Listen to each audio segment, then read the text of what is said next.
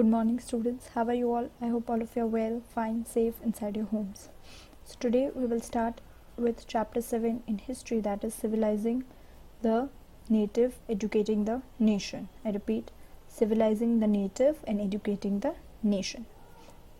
So let us have a quick introduction of this chapter.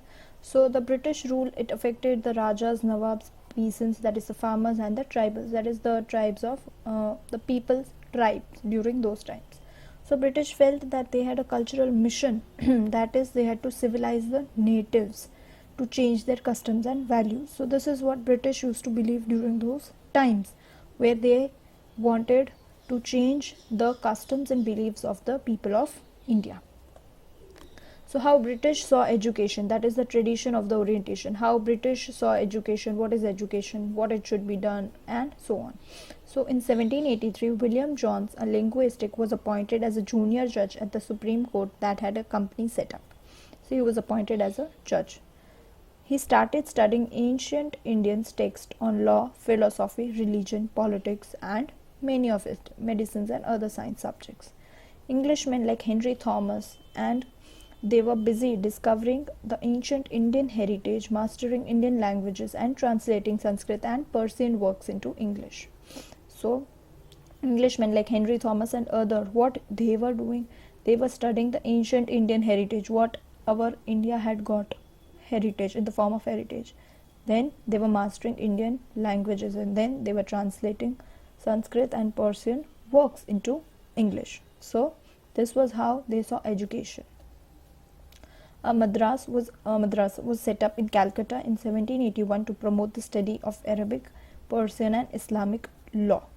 So this was whole thing set up to promote the study of Arabic, Persian, and Islamic law. In 1791, the Hindu College was established to encourage the study of the ancient Sanskrit texts that could be useful for the administration of the country. So this is what they were doing. They were just collecting the information of how it used to be in the earlier. They were translating the Sanskrit work into English, and so. Now grave errors of these. What were the errors, that is the mistakes? Eastern literature was not serious and was light-hearted. James Mill was one of those who attacked the Orientalists. According to him, the aim of education should be to teach what was useful and practical. Now what James Mill thought, that the Eastern literature, it was not very serious and it was light-hearted, not so important. It should be taught what is useful, right? So according to him, the teachings should be useful and practical. So Indians should be made familiar with the scientific and technological advances rather than poetry and sacred literature of the Orient. So he thought that Indians should be knowing how to operate with the technology and so on, so that they can work. Otherwise, Sanskrit literature and all of it is completely useless. Now what happened to the local schools?